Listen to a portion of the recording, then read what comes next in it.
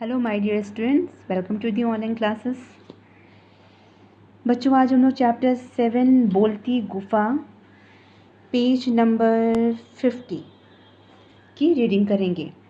आपके पास अगर book available है तो मेरे साथ पेज नंबर 50 चैप्टर 7 बोलती गुफा को निकाल लें और मेरे साथ इसको पढ़ने की कोशिश करें।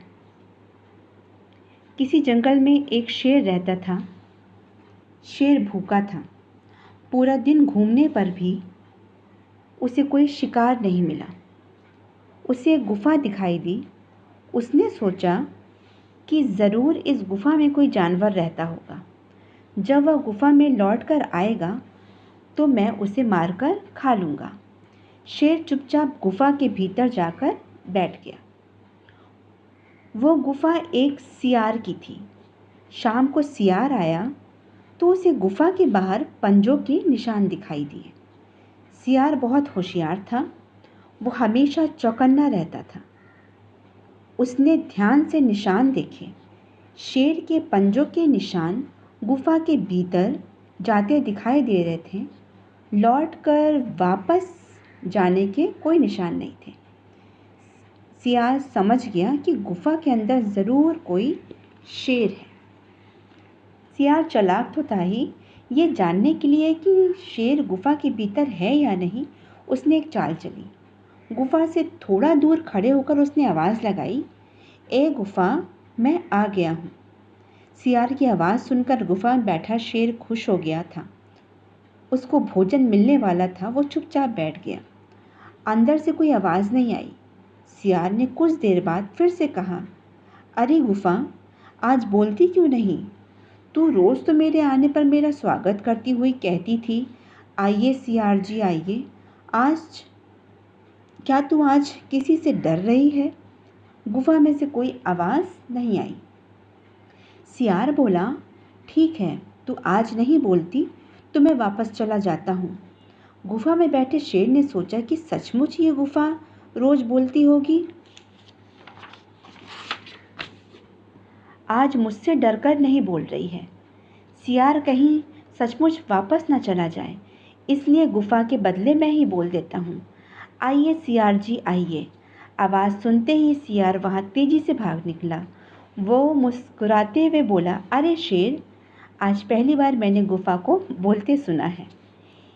इसके बोलने से ही आज मेरी जान बची है। तो देखा बच्चों आपने, कितनी मज़ेदार स्टोरी थी ये। एक शेर जो कि गुफा के अंदर छुपा था और एक चालाक सियार, उसकी समझदारी ने ही उसको बचाया।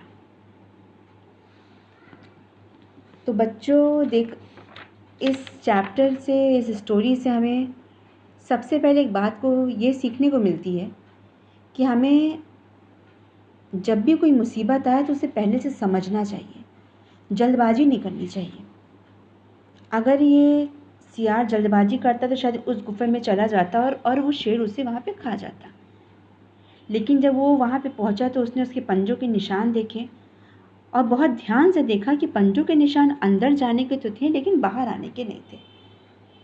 फिर वो सोचने लगा, उसने एक प्लान बनाया कि मैं क्या करूं कि अपनी जान को बचा सकूं और इस बात को जान सकूं कि वाकई शेर अंदर है कि नहीं है।